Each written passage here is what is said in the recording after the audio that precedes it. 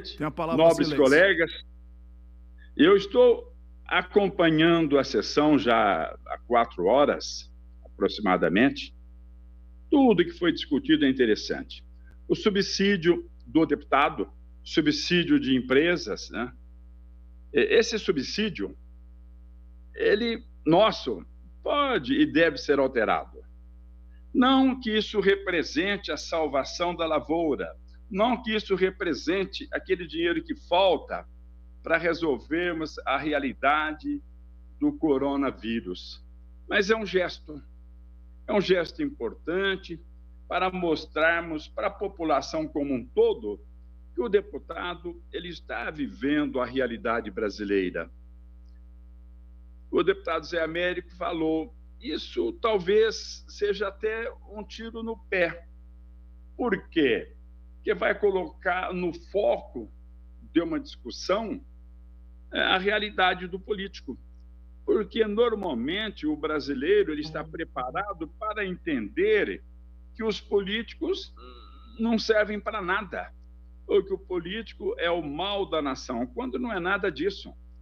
Eu gostaria até da atenção dos deputados independentes dessa casa para o fato de o governo federal ter direcionado 1,2 trilhões de reais para o segmento que mais ganha no Brasil. O segmento bancário, né? O segmento dos banqueiros, é o segmento privilegiado. Nós praticamos juros aqui que não existem no mundo, juros práticos, né? Os desse de 4,75, que é anual, que é aquilo que o banqueiro paga para emprestar depois a 300% ao ano. Cheque especial chega a mais do que isso, muito mais do que isso. E, no entanto, você não ouviu e não viu na imprensa, ou apenas uma notinha, 1,2 trilhões. Para quem está me vendo e ouvindo e gostaria da atenção dos senhores deputados, vamos imaginar que o Brasil tenha 80 milhões de pessoas em situação extremamente difícil. Esse 1,2 trilhão, se você dividisse para 80 milhões de pessoas, daria 15 mil reais para cada pessoa. Uma família que tem 3 ou 4 membros receberia 50, 60 mil reais. E eu acho que isso resolveria o problema da empresa brasileira, porque o cidadão ele ia gastar esse dinheiro. Então ia gerar impostos, empregos. Não, mas esse assunto não pode ser discutido. Eu estava conversando com um amigo meu em Ribeirão Preto, eu estou aqui em Ribeirão, e falei de alguns comunicadores que poderiam, né, falar desse assunto para conscientizar. Existe um ditado que diz: a informação é a matéria-prima da consciência. Com a informação, você forma a capacidade de discernimento do indivíduo. Aí ele falou, Rafael, esse pessoal, normalmente de destaque, faz palestras, né? E a palestra, o que é? É importante que ele leva para a empresa, um leva para outra empresa, é importante, né? Mas o sentido maior da coisa é fechar a boca do indivíduo que tem a capacidade de se comunicar. Por quê? Um empresário paga para esse sujeito aí 300 mil para uma palestra de 40 minutos, 500 mil. Camarada, ele vai ficar subordinado aos interesses dessa empresa. Ele não vai agir formando a opinião das pessoas. Não vai. Outra coisa importante, no dia 20 de março, um mês atrás, praticamente, lá em Manaus, né? Que eles fizeram? Jogaram detergente dentro do ônibus, começaram a desinfetar o ônibus. Quer dizer, isso daí é de uma mentira gigantesca. O passageiro do ônibus dificilmente ele vai lamber o banco, mas dificilmente ele não vai lamber o banco. quem lambe é cachorro que sai lambendo as coisas. Ele não vai lamber o chão. Então, eu ouvi uma vez um especialista, e aí perguntaram para ele, olha, o cara chega da rua, ele tem que tirar o sapato? Ele falou, não, isso é um exagero, ele falou. A menos que tenha uma criança que engatinhe pela casa, que ela pode botar a mão em alguma bactéria, em algum vírus, e levar a mão para a boca. Fora disso, o vírus está lá no chão, está no sapato, ele morre. O cara vai dormir, o vírus está vivo no sapato, no outro dia de manhã não está mais vivo. É impossível ele sobreviver. E lá em Manaus, olha, vamos aqui as empresas de ônibus, né? Uma hipocrisia gigantesca, jogando esse material para desinfetar o ônibus. Aí o ônibus sai cheio de passageiros, um encostado no outro, sem proteção nenhuma. Para se ter uma ideia, e eu quero a atenção de todo mundo, em São Paulo nós temos 15 mortes de motoristas, tínhamos na semana passada, 3 de forma comprovada pelo Covid-19, coronavírus, e 12 que estavam em análise. É lógico, os 12 também. Então, essas 15 mortes que foram anunciadas na semana passada estão ligadas diretamente a esse vírus. E o motorista, ele anda ali na frente, de costas para os passageiros, não anda espremido no passageiro, respirando o mesmo ar. Pelo contrário, ele respira primeiro o ar que entra no ônibus. Mesmo assim, nós temos cerca de 200 profissionais desse setor contaminados. Uma parte já foi comprovada e outra parte não foi comprovada ainda, mas tem suspeita. Agora, eu quero que você imagine o passageiro que viaja ali, apertado um no outro. Mas por que é que ninguém fala nisso, ou pouca gente fala nisso? Por quê? Eu escuto os médicos da emissora de televisão, não sei das quantas, e fala dos motivos. De ônibus, eles não falam, é proibido. É proibido falar que o vírus veio de avião dentro das pessoas. Algumas trouxeram de navio. E quando chegou aqui, o vírus ele não vai voando nas asas do beija-flor. Não, não vai no envelope. Cara, eu vou mandar o vírus para você, tudo bem.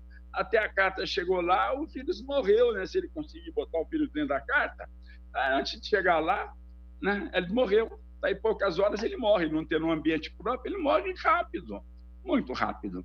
Então, se você for à periferia de São Paulo, você vai perceber que o vírus está contaminando mais pessoas do que nos bairros ricos. E no primeiro momento era a elite que vinha contaminada. A primeira morte no estado do Rio de Janeiro foi de uma senhora que trabalhava como doméstica na casa de uma senhora lá, né, da elite carioca. Chegou lá, essa madame chegou da Itália e a empregada pegou o vírus. E essa empregada, no final de semana, ia para o interior, ela morava no interior. E ela morreu. A madame não morreu. Não.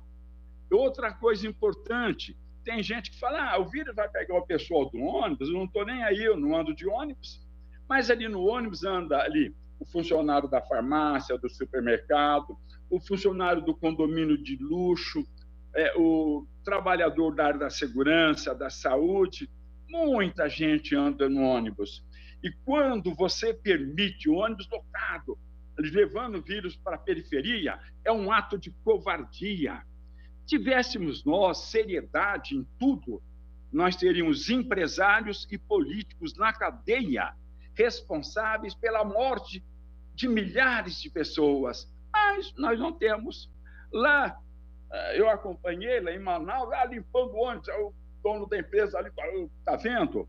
Coisa, a hipocrisia levou a um caos, porque o camarada vai de ônibus, volta até de barco. Eu acompanhei, mantive contato lá, o vírus viaja de barco ali para algumas regiões, sai de Manaus para algumas regiões viajando de barco, o vírus. Então, essa hipocrisia que existe, um deputado que me antecedeu, ele falou, eu não ouvi nada de importante. Então, vamos repercutir isso daqui. Vamos mostrar que nós temos independência, que nós nos preocupamos com a vida. Esse dinheiro poderia comprar máscara. Essa TNT não é um material muito bom, não. Existe um material bem melhor. E você sabe, uma cidade de Minas aqui, eu não estou autorizado a falar da indústria, ele confeccionou máscara para a população da cidade toda. Ele tem uma indústria de calça jeans e confeccionou máscara e distribuiu. Usando o TNT, você sabe o que ele falou, o preço, o custo da máscara? 18 centavos. Se você usar um material muito melhor e próprio para impedir a passagem de bactéria e de vírus, o custo do material, no material duplo, inclusive, vai ficar em R$ 1,40, R$ 1,45 material. Ele pode ser confeccionado por indústrias e custar muito barato. Uma empresa do setor, ela corta milhões de peças, que eles têm máquina própria para cortar, pega um molde e corta. E aí depois é só confeccionagem. Mas nós não tivemos vontade política. Qual o ministro que falou nisso? Qual o ministro que falou o ônibus está transportando a doença? Acredite, o ônibus é o responsável pelo transporte da doença para os bairros periféricos.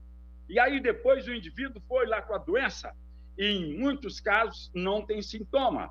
Aí ele vai ali para uma habitação humilde, numa comunidade, ou numa favela. O tema é chato falar favela, mas ele leva para lá muita gente no mesmo cômodo. Aí nós perdemos o controle. O controle haveria se nós tivéssemos vergonha na cara de políticos importantes que cortassem esse envio do vírus para os bairros periféricos. Alguma coisa caminharia, mas seria de forma lenta, e os hospitais estariam preparados para atender as pessoas contaminadas. Alguém pode me dizer, mas Nova York é a porta do mundo. Se você andar pelas ruas de Nova York, você encontra gente falando todas as línguas. Então, essas pessoas foram para Nova York de avião, e o governo americano também, ele não quis aceitar de imediato aquela política adequada para evitar a contaminação em massa. Agora, no Brasil, nós tivemos tempo. Eu me cansei, não vou me cansar. Eu já falei muitas vezes do ônibus. E eu pergunto, eu gosto muito do prefeito Bruno Covas, fui deputado com ele, o avô dele é uma pessoa maravilhosa, o Mário Covas, mas ele falhou e falhou muito. E eu me pergunto, por que é que os órgãos de comunicação não cuidam desse assunto? Por que é que aquele médico que fala na televisão, bonito, impostando a voz, não fala? O vírus caminha pelo ônibus, pelo trem ou pelo metrô. Por que que não fala? Porque tem interesse. Uma empresa poderosa, ela pega um cara, eu quero ir para a Europa. Você tem passagem para você, para sua família e hospedagem. Então não interessa falar. A verdade tem que prevalecer. E quem está me ouvindo deve mudar de opinião, sim. As pessoas que têm um pouco de sabedoria, elas mudam de opinião. Quem não muda de opinião é o idiota. Rafael, você está falando... Não. Quem falou isso foi um cara que nasceu em 1724 e morreu em 1804, que foi uma figura importante, a filosofia antes dele e depois dele, chamado Immanuel Kant. Ele falou que a pessoa que tem sabedoria muda de opinião. Muda. E quem não tem sabedoria, o idiota não muda. Agora, uma coisa importante, Immanuel Kant fala, tem uma matéria dele, o livro Crítica da Razão Pura, e ele fala da maioridade. A maioridade do indivíduo não é cronológica, não, tem 18, tem 21 anos, não é cronológica, não. É a maioridade da capacidade de reflexão. Será que nós não podemos pensar que se tivéssemos independência de alguns políticos que mandam, governadores de vários estados, não é só o estado de São Paulo, não. Se você for lá, presta atenção, Pernambuco, Ceará e Amazonas, juntar tudo, dá 22, 23 milhões de habitantes. A Austrália tem mais de 25 milhões e teve até agora 75 mortes. Agora, se você somar esses estados que eu falei, mortes comprovadas, você vai chegar a mil. E ver como é que as pessoas... Para concluir, deputado Rafael, está acabando o tempo de você. Então, eu estou encerrando. Senhor presidente, eu peço reflexão. Vamos falar dessas coisas. Quer dizer, não vamos ficar divagando, porque o vírus viajou de avião, alguns de navio, e depois de ônibus, para levar a desgraça, o sofrimento, a dor para a periferia. Analisem isso, por favor. Nós temos condições de entender isso tudo. Immanuel Kant falou, e a nossa opinião tem que ser alterada de acordo com as evidências. Só isso, senhor presidente. Obrigado. Obrigado.